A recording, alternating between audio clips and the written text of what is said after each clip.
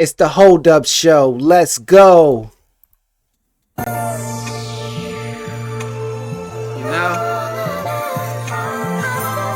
you was there from the beginning.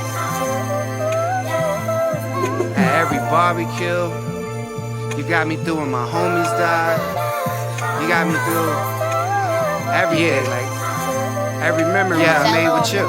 My Illadelph half life surviving this earth by all means necessary, dropping jewels in the verse. A bizarre ride to the far side, chasing this girl or the score while feeling it's me against the world. The chronic keep me 3 feet high and rising, criminal minded, raising hell while Smith and Wesson living and shining. Get rich or die trying. We only built for Cuban links. Original gangster reminisce, yelling long live the king. Coulda went out like Willie Lump, a dark skinned Jermaine, ready to die but curious. A life after death, it's illmatic how I'm twisted off a lower end theory. Shorty mixed like a pretty bouquet, but really 2 signs. Think she called it a Quimini, telling me follow the leader, no one could do it better. She tougher than leather, the greatest adventures of my love for her.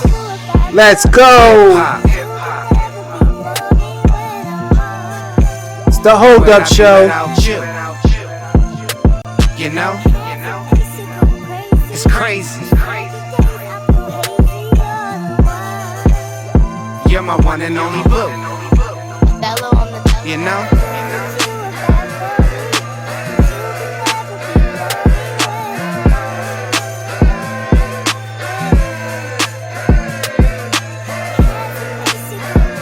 Crazy. You the one that get me through.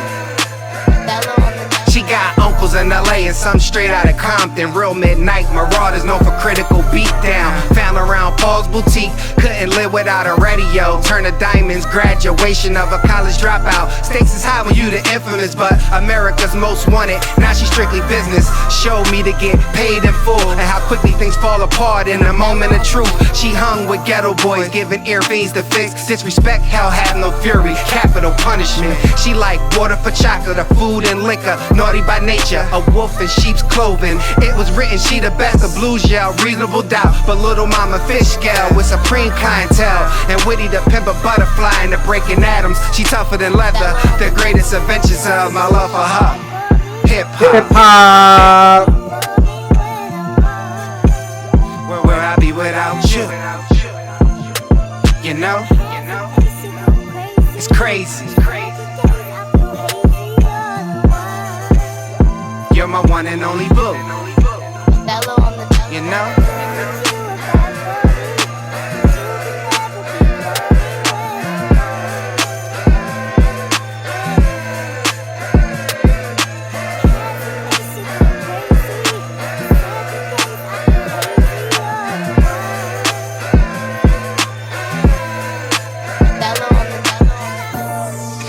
I still remember when I first met you. You used to be in my ear, just talking to me like, you used to tell me all the time, you used to be like, it takes 2 to make a thing go right. It takes 2 to make it. I was like, oh shit, I gotta have that bitch. What's up, good people? It's your boy Hoom Boom, the Kango Kid, the God, the So God, Mr. Exit 3 himself, back with another segment of the Hold Up Show. And hold up, who is the new face of the league? Who will the NBA choose?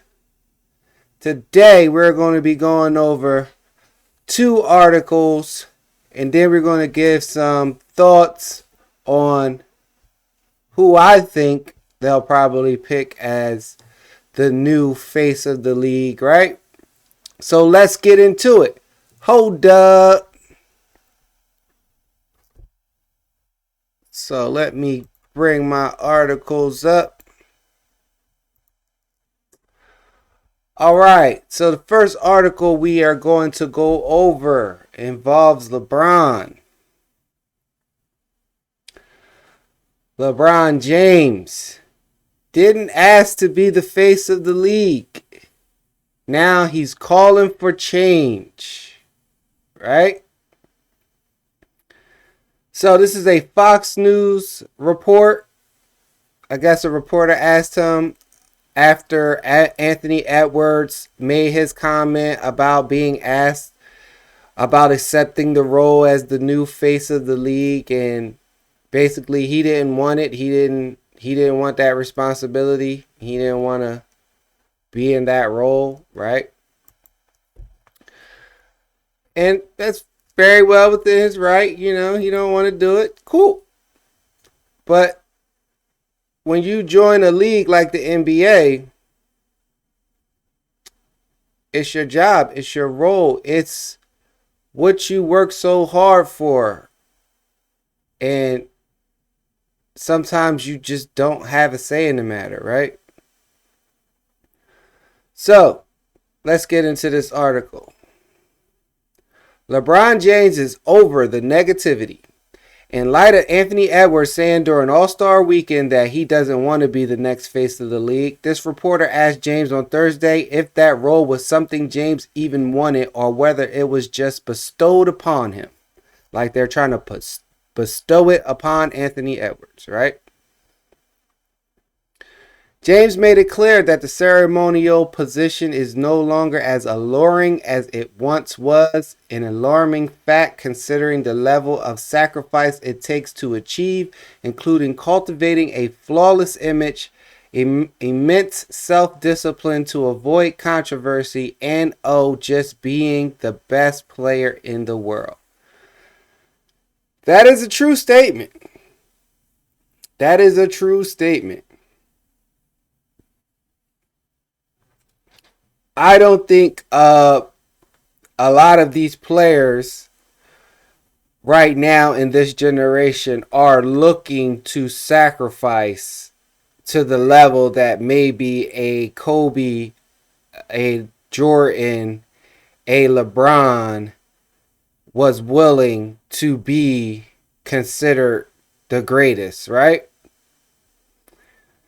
And then you also have this image, right, that you have to uphold, whether it's absolutely true or not, right? We know that Jordan was sort of kind of demonized for being a gambler. He was a quote unquote nightlifer to some degree. He drank, he smoked his cigars, right? But he was a winner. When it was time to handle business, you never seen or heard anything ridiculous about Michael Jordan. Maybe it was covered up. Maybe the league made sure that the face didn't have any smudges, right? Because if gambling is your biggest smudge, who cares, right? As long as you're not gambling on the game or you gambled yourself in so much debt that you have to sacrifice the integrity of the game by doing something to repay back a alleged debt, right? So we've never heard none of that about Michael Jordan or anything like that, right? The most that involved his image was gambling, a little drinking, a little cigars, and the tragic death of his father that, obviously had nothing to do with him, right? As far as we know, allegedly, and all that, right? So then you have, just to stay on that, in the age of social media, because Jordan didn't have to deal with social media, LeBron was in the midst of his prime or taking over the league at the start of social media, so he was able to kind of foresee and navigate things that involve what downfalls social media could possibly have on a player like LeBron James, right?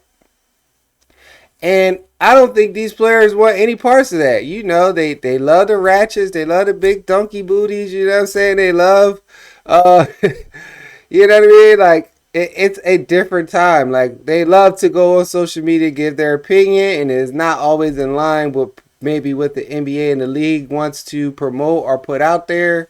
They have podcasts now. They're shunning the league in some aspects of how things are run, or just giving rawer opinions that they're not letting outlets like ESPN, Fox Sports, and things like that to control the narrative about them or dictate anything about them, right?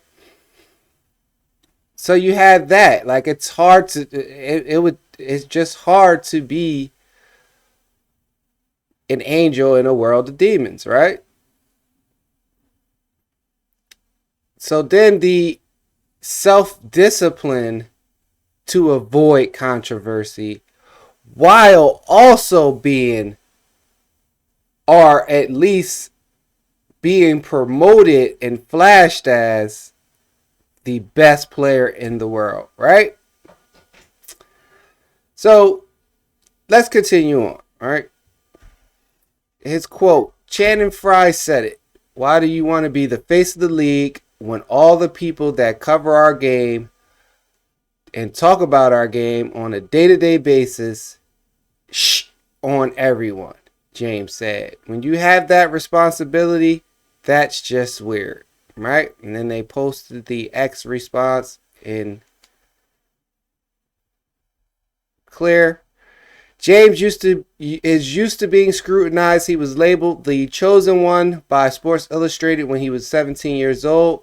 From then on, he was criticized for nearly every pass and shot he took, ahead of James breaking the all-time scoring record in 2023. Spurs coach Greg Popovich was asked for his favorite James memory. Instead of talking about a game-winning play, a thunderous dunk, or a fadeaway jumper over 3 defenders, Popovich mentioned James' composure despite pundits' criticism. Now, that's a strong statement coming from someone like Greg Popovich, right? Very well respected all around the whole basketball world, right?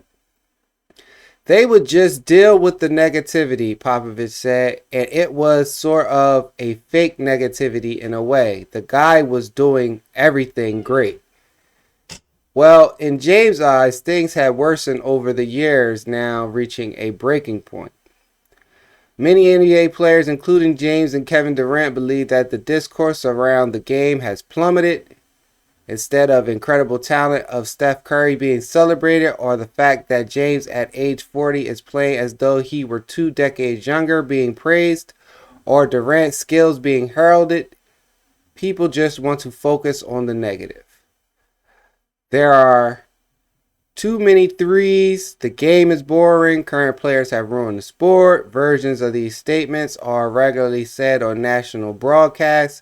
Some NBA players find it particularly egregious for when former NHL defenseman PK Subban recently went on ESPN's First Take and ripped the NBA, including taking a shot at James for missing his first All-Star game 2 weeks ago, breaking a streak of 20 straight appearances because of foot and ankle soreness. Subban said, "You don't get my respect if you don't play banged up."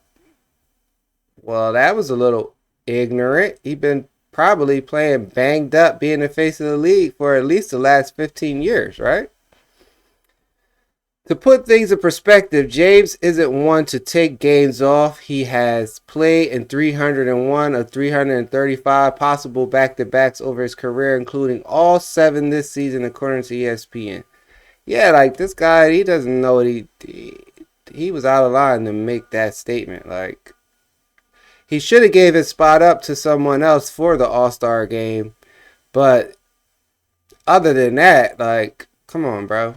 He's 40-something years old, got hella minutes, mileage on his body, just playing at the highest professional level of this sport.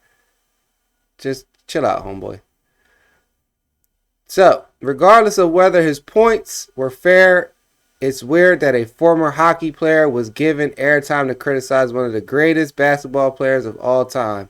Sure, the NHL is coming off of a successful 4 nations face-off tournament, while the NBA has struggled to make their signature weekend engaging. But would James ever go on ESPN to rip the NHL? Probably not, right?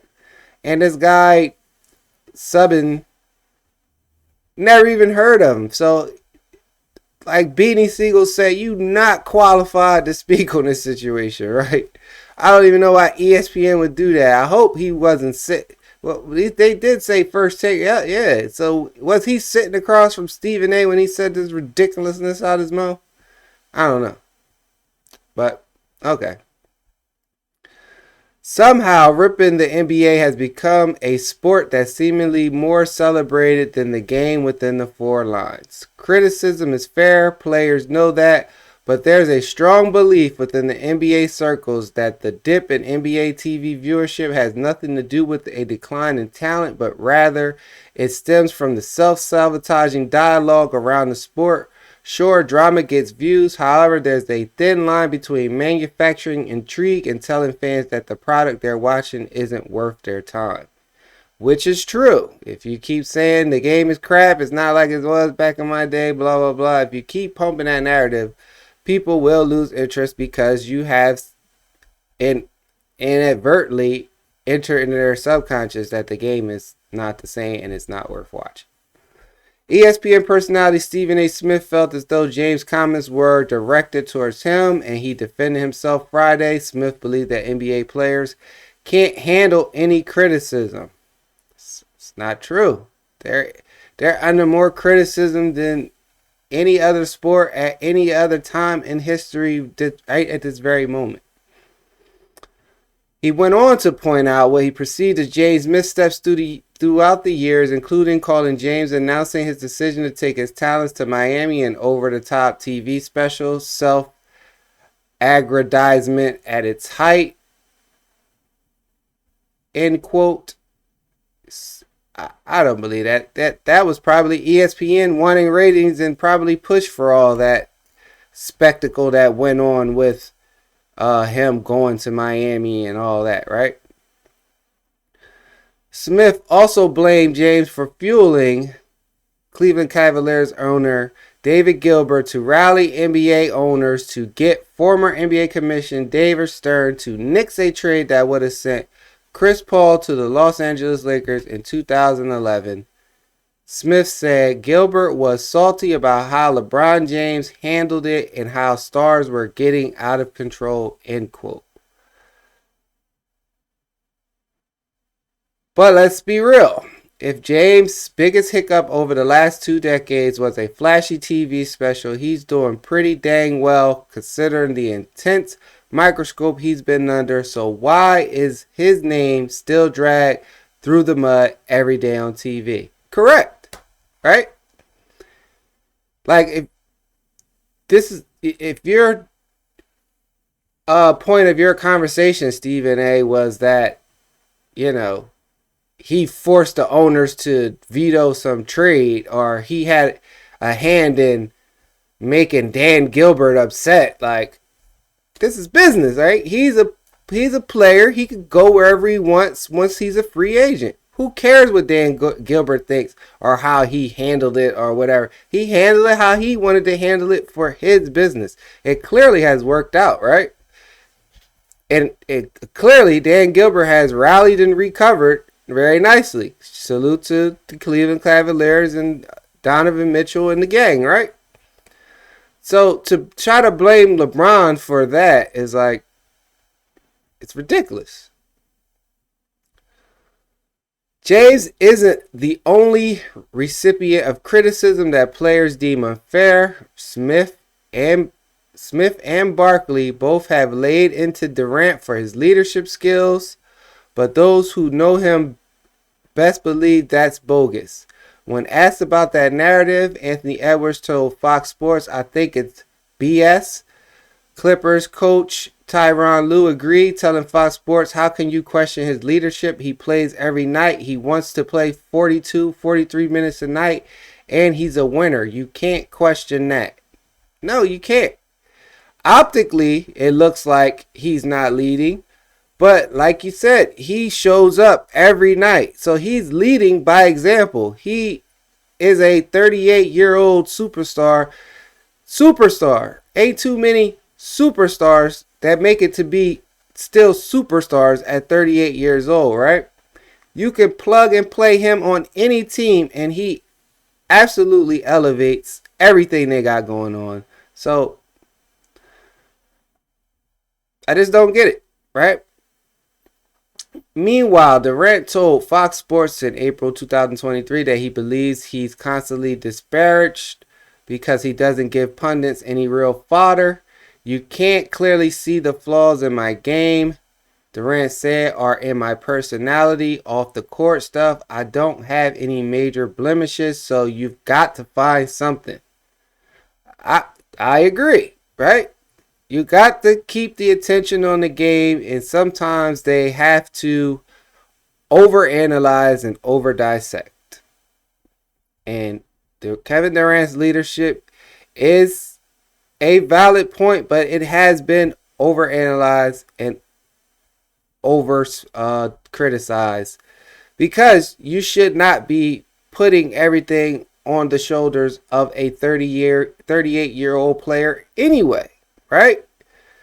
The person you should be looking more towards on, especially when it regards to the Phoenix Suns team, is Devin Booker. I mean, that's just my opinion, right? So, as for James, he's sick of it all. In fact, he took the X on Friday to say he's happy that this conversation is in the news. It ain't about the face of the game. It ain't about one person or one show. It's about the culture of basketball, the most beautiful game in the world, James wrote. Our game has never been better. Incredible young stars from all over the world and some older ones. Steph Curry should be all we are talking about today. Let's discuss how great OKC and the Cavs have been this season with two completely different styles and break down why and how they have. Of course, if players don't perform, we need to discuss that too and break that down, end quote. James isn't just screaming into the void. He's trying to do something to change the narrative around the game by launching the Mind the Game podcast alongside now Lakers coach JJ Redick. His goal was to honor and dissect the game in a more thoughtful way than he felt like it was being discussed. Sounds like something that Kobe was trying to do with his little series when he was breaking down the X's and O's and things that he was seeing when he watches the game. The podcast was canceled when Redick got the Lakers gig last summer, but James would like to see the game looked at through that prism more often. Really, the NBA is thriving by the metric that what counts most. Let's not forget that Disney, Comcast, and Amazon recently agreed to an 11-year TV rights deal that would net the league roughly $76 billion, setting an NBA record for both length and total value of a contract. And James is right. There's so much to be in awe of right now. James is playing at an unprecedented level for someone in his 22nd season. That's right, 22nd. Still being considered the face of the league in his 22nd year. Nobody's done that, right? Nobody. Shattering every record in the books. Curry, who is widely considered the greatest shooter of all time, is coming off a 56-point performance against Orlando on Thursday. Shout out to the chef. And Durant recently defied logic by showing that a player could actually play better after suffering a torn Achilles in 2019. Yes, they didn't forget that the man ruptured his whole Achilles trying to sacrifice for greatness for the game. And it's just no respect. James is likely a season or two away from retiring. Curry and Durant, who are both 36, aren't far behind him. Why aren't we enjoying three of the best players of all time while they're around? Correct. Not to mention there are 10 teams in the Western Conference with a record of 500 or better. The Warriors, who won 4 championships in 8 years, are looking like they could be contenders again. The Lakers have won 16 of their last 20 games. The Cavaliers and Thunder are having historical seasons. And during the Super Bowl week, the biggest storyline in sports was Luka Doncic getting traded to the Lakers. There's a lot to be excited about. and the future of the league looks promising with young superstars Edwards, Victor Wembanyama, and Doncic all trying to win their first championships and put their name in the history books. This much is for sure. It's not good if any of those guys decide they don't want to fill James' shoes as the next face of the league. Something needs to change, but as things stand right now, James understands why Edwards wants to excuse himself from that race. I feel Ant, James said. I understand. I completely understand. This is weird energy when it comes to that. End quote. When James was asked if he wanted to be the face of the league, he said, I didn't ask for it, but he acknowledged that when it happened, he also embraced the responsibility that came with that honor, just as Kobe and Jordan probably did when they realized that they were becoming the face of the league. I've always taken that seriously and understood from the beginning what being a professional was all about and what being a role model is all about, James said. So try to hold that with the utmost respect and honor. James did his part. He did. Now it's time for the rest of us to do ours. We need to celebrate the talent around us before it's too late. If you guys like Edwards want to snuff out their own light for fear of being burned, perhaps we need to take a cold hard look at why that's happening. Yeah, so this is a Fox Sports article on James' comments, or James responding to Anthony Edwards' comments, right? So now I want to get into this other article from clutchpoints.com. Excuse me. Ranking players to be the next face of the league, right? So, LeBron James has been the face of the NBA for the better part of 2 decades. Steph Curry and Kevin Durant have been right there with James over their respective careers as the most important players in the league. Before these 21st century stars, everyone thought of Michael Jordan when they thought of the NBA. Magic Johnson, Larry Bird, Kareem Abdul-Jabbar, and Bill Russell all carried the NBA on their backs during their respective eras, too. When it comes to the modern game, though, James, Curry, and Durant are nearing retirement, and the NBA will need a new face of the league to replace them. This topic came into the news over All-Star Weekend when Anthony Edwards, one of the best young stars in the NBA, seemingly denied the title of being the NBA's future face.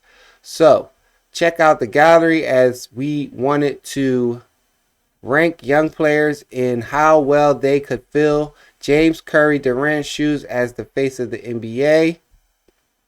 This isn't necessarily a pure talent ranking. For example, James is still the face of the NBA despite no longer being the best player in the league, although he was at one point the best player in the NBA and is certainly one of the best players ever. While being the best player in the NBA is an important factor in leading the league as a whole, it definitely isn't the only factor. Marketing ability, cultural impact, team context, and an ability to push the sport of basketball forward are all important aspects of being the face of the league. Additionally, it is probably too late for guys like Nikola Jokic and Giannis Antetokounmpo. It is probably too late to be the face of the NBA since they are already 30 years old. So we only consider younger players, right? So number one, they have Luka Doncic, right? And it always kind of plays into the conspiracy theory about the trade between him and Anthony Davis, that was some NBA backdoor winky wink. We need the Lakers to be the Lake Show, right? And we need our biggest franchise, right? As far as marketability, visibility, and just overall coolness, they need the Lakers to have a megastar, right? So the Luka Doncic Anthony Davis trade kind of plays right into that narrative, right? Because now they're looking for a new face of the league, and if LeBron has 1 or 2 more years left, which it looks like he's going to try to squeeze it out to get his other son into the league to play with him at least 1 year, or however that's going to play out, right? that Luka Doncic is already in place, comfortable and ready to be the face of the league and the most storied franchise in the league, right?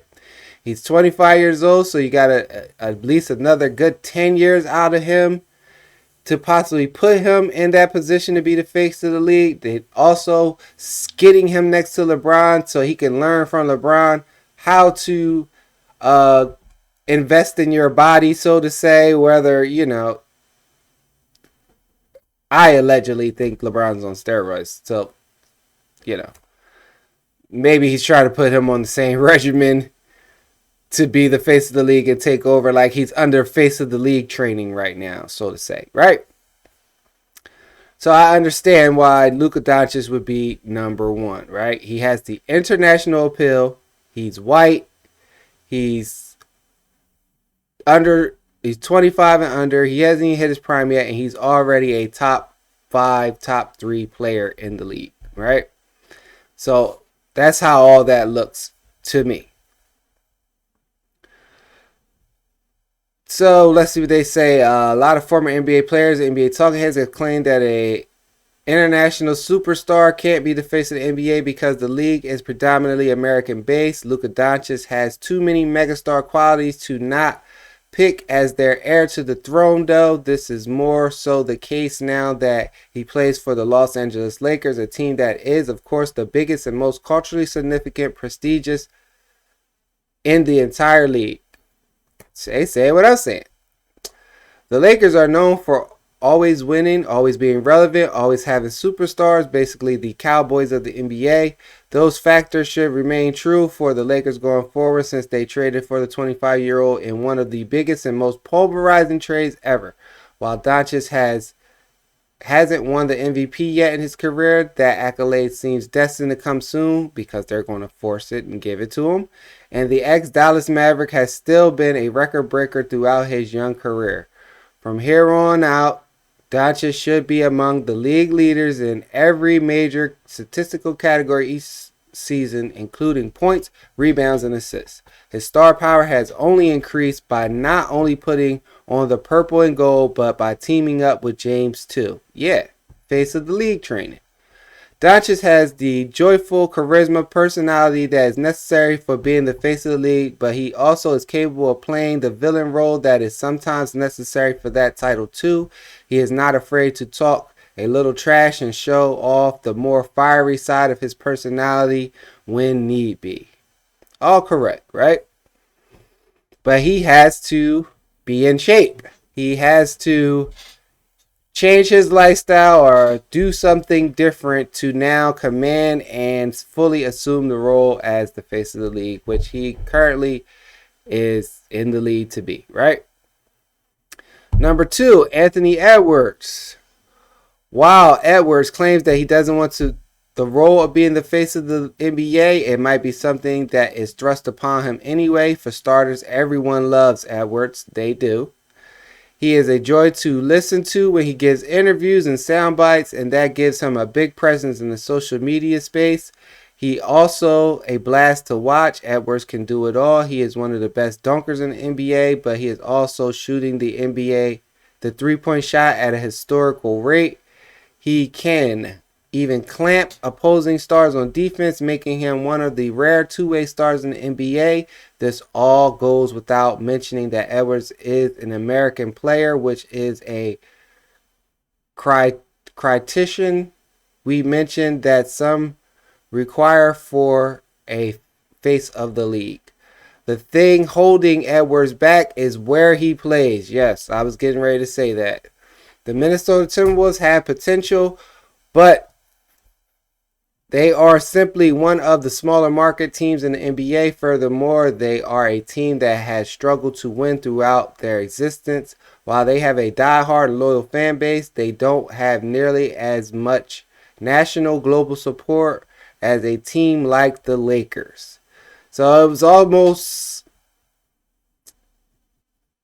interesting that will we see Anthony Edwards end up in a bigger market for the business of the NBA and not necessarily from a basketball sense. So will there be another pulverizing trade that now rips Anthony Edwards away from the Timberwolves? We shall see, right? Number 3, Victor Wembanyama, who was my earlier pick to be the face of the league, but for the number one fear that everyone has had about making him the face of the league, injury. Because he's just such a unique and such a tall, lanky player, it just looks like he could get one of those injuries, right? So I'm wishing him a speedy recovery and a full successful career, because I would like to see someone with those skill set and that body type, what they would actually do to the NBA over an extended period of time, right? So good luck to Wemby. Let's get into why he's number 3. The player that Edwards nominated as the future face of the league is Victor Wembanyama. It looks like it's a role that he was coming over to America to assume. He was ready to embrace it. He wanted to be that guy. He has a dog in him. He talks trash. He will dunk on you. He will stare at you. He will go out his way to block your shot and all that, right? He wants to play in all the side events, whether it's the All-Star Game, the Skills Challenge, or you might even see him in a three-point competition or a dunk contest one of these years, right? Because he just came in with that, like, I want to completely take over this whole league. I want to be the new Tim Duncan, and I want to be a god in France and a god here in the NBA is when it comes to basketball, right? Wembanyama certainly has the potential to fill that role. The 2023 first overall pick was widely regarded as the best draft prospect since James, and so far he has lived up to the hype. In his first All-Star season, Wembanyama's 3.8 blocks per game put him on a path to walk away with the Defensive Player of the Year award. The San Antonio Spurs star is a unicorn of a player, though he does things on the offensive end that shouldn't be possible for a 7'3" player. Wembanyama has the handle of a guard. He can make jump shots off of the dribble from way beyond the three-point arc and in fadeaway fashion. The big man had a setback this season as he will be out for the rest of the year because of blood clotting. The Frenchman is expected to make a full recovery though, and he should reestablish his face of the NBA case next season on what will be by far the best version of the Spurs since he joined the team.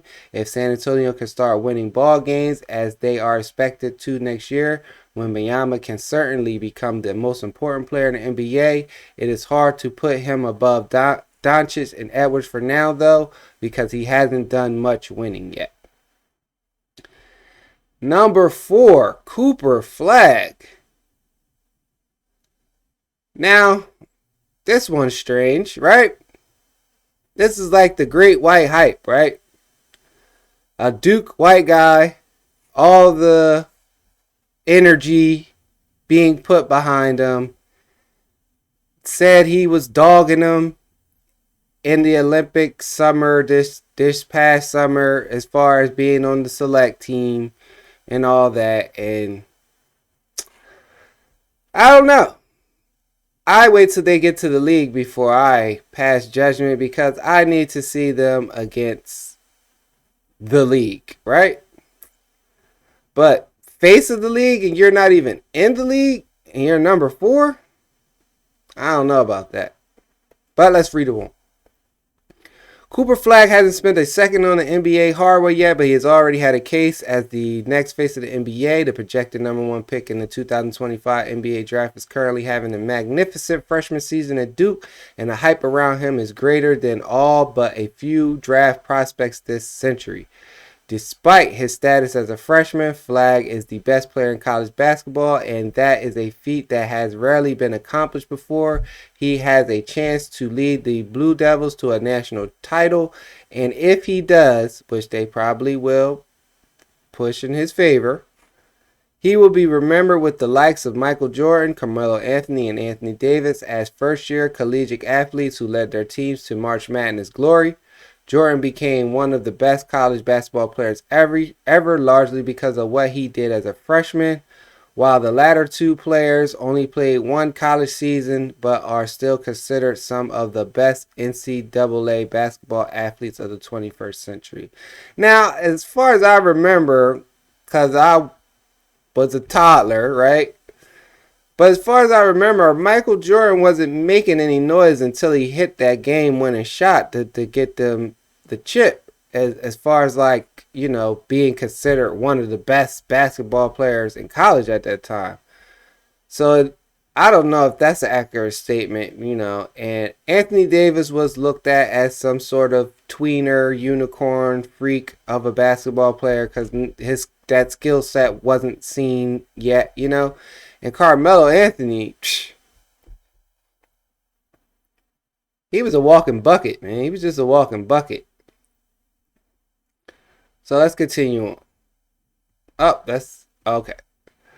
So, of course, not everybody works out in the NBA as expected, but Flagg is seen as a can't-miss prospect because of his versatility. He can truly do it all, and that includes doing the dirty work. His hustle, defense, and intangibles are all things that fans can respect. Additionally, in a league dominated by African American and European players, Flagg will have the spotlight on him as a white player from Maine. That may not be fair, but that will be the reality. Yeah, I already look at him as a Caitlin Clark for the NBA coming in. They need a sort of great white hype for marketing purposes, right? Because everyone wasn't a fan of Magic. And most likely those who weren't a fan of Magic were a fan of Bird, right?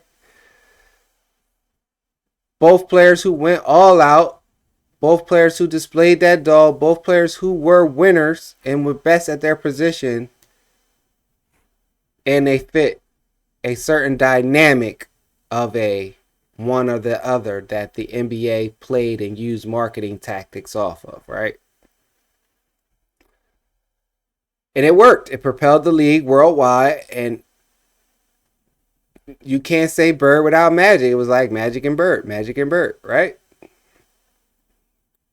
Now, number 5, Jason Tatum. Jason Tatum is still only 26 years old, so there's a case to be made that he could be the next face of the NBA. His case comes from the fact that the Boston Celtics have dynasty potential. The defending champs have the best core in the NBA, and their best players are locked up for years to come. Tatum is underrated and overhated by a lot of fans, and that might prevent him from ever becoming the league's face. The 6-time All-Star is the best player on arguably the best team in basketball, though. We've seen Celtic stars on dynasties be the face of the league before. Bill Russell and Larry Bird obviously come to mind in that regard. Tatum could be next in line if he could start to approach the resume of those NBA legends. I agree, but there is something missing. There's some certain flair or something missing with Jason Tatum or with his game, so to say, right? He could very easily get lost in the game. Like, we've seen it this past championship series or playoff run with Jaylen Brown winning the MVPs and showing that more of an impact than Tatum in certain key moments of the Celtics being champions, getting in the history books forever, you know? So, I don't know what it is, but I guess there's a stoicness about Jason Tatum that just does not come across. Like, he just doesn't have the energy around him. And the Celtics are just not a very beloved franchise. So even to this day, you know, they are a great team. But as far as when you think of Boston and you think of the Celtics, there is unfortunately this era of racism or just people don't like it, right? All right, moving on. How many more we got? 1, 2. Okay, 2 left, right? So, number 6, Ja Morant. Now, before his letdown of the 2023-24 season, Ja Morant was considered one of the front runners to be the next face of the NBA. He was, right? He has unmatched athleticism and unlimited courage. He leads to a highlight play after highlight play, usually in the form of attempting poster dunks on the best players around the league. Unfortunately, Morant's path to megastardom was stunted when he was suspended twice for gun-related incidents that the NBA viewed as detrimental to the league's image. He followed that up with a season-ending injury, and Morant hasn't been as dominant as usual this season. Morant has missed a handful more games this year, and his scoring numbers are down significantly from his 3 previous seasons. That could be that he's not getting the calls. He lost that spot, and the NBA are trying to temper his talent, so to say, in a way, so that, you know, like how Kobe and Iverson were so good, but they had such bad public images in certain lights that it was felt that the NBA was sabotaging how great they could actually be. AI stopped getting calls for beef with the refs and the beef with the league and the dress code and all that. Kobe Bryant, because of what happened in Colorado and the fiasco with all of that, and just his overall demeanor and how he comes across sometimes is just not friendly or face of the league like. But dedication in the play of both of those players, you couldn't be denied. So they just had to ride out their dominance, so to say, until they could kind of cut it short for LeBron and KD and others, Steph's that was coming up at that time, right? So if Morant can return to form, remain healthy, and stay out of trouble, he does have the potential to be the future face of the NBA. As of now, though, he ranks outside of the top 5 in our rankings. Now, he has a slight chance, but I think he will only be no better than number 2 or 3 to be the face of the league, or ride the coattails of whoever the NBA chooses between Luka and Wembanyama or Edwards. Like, he will always be at the bottom of the list just because of those incidents that went down with the guns and the strip club and the way he was acting, right? So number 7, Zion Williamson. I'm surprised he made the list, right? When Zion was drafted first overall in 2019, one pick before Morant, a lot of fans, media members pinned him as the future of the league. Williamson has not lived up to those expectations, though. The explosive leaper has battled through injuries his entire career, and that has led him to only playing in 205 career games. I don't believe all of that was injury. I believe just he don't want to be in New Orleans. Like, this just plain and simple. Like, he don't want to be there, right? And I believe he might have been trying some stuff to get out of there, and then ended up actually really getting injured. And then the weight, and then they had to get the weight down, and then all that, compounded. And he was hoping some of all that would probably hopefully get him shipped out of there, shipped to the Knicks before they made the trade for Big Cat and all that, so he could get into play with that core and Brunson and all of them, right? But it didn't work out in his favor, so now you see him. He's a Terminator. He's playing well. He's doing all this Zion-esque stuff, but it still doesn't look like face of the league stuff. Doesn't look like face of the league impact stuff, right? It looks more like he is going to project out as a Charles Barkley type figure, or hope to have a career like a Charles Barkley, right? You can't be the face of the NBA if you barely ever play. Still, there is a reason he was so hyped up during his high school and collegiate playing days. Williamson is a freak athlete who does things after going airborne that seemed impossible. He also dominated when he actually been on the court, as evidenced by the fact that he became the third fastest active player to reach 5,000 points. Williams reached that threshold after only 203 career games, and only Luka and James ranked above him in that regard. In all likelihood, Williamson will never reach the face of the NBA status, but there is still a slim chance that he could turn his career around enough to get there.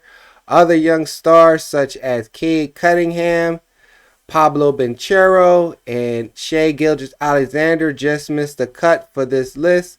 Cunningham and Banchero were former first overall picks who are quickly becoming great NBA players, while Gilgeous-Alexander deserves to be mentioned because he is the MVP favorite this season. LaMelo Ball is another player worth mentioning. He is a player with a huge fan base because of his amateur days, but like Williamson, injuries and losing have dimmed his star power. So there you have it, right? So here's my thoughts, right? Zion out of contention, right? Jason Tatum out of contention, right? He's just not marketable, right? He just does not have the presence, charisma, and marketability to be the face of the league, right? Ja Morant out because he does not have the maturity or the it's just he doesn't have the professionalism to be the face of a billions and billions of dollar industry, right?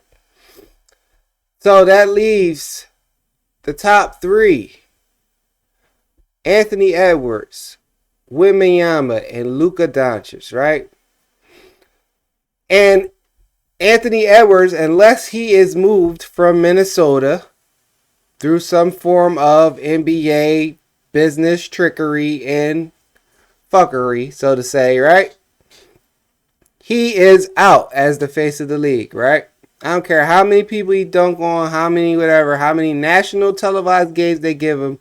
As long as he is in Minnesota, he is out, right? Get that man to Miami. Get him to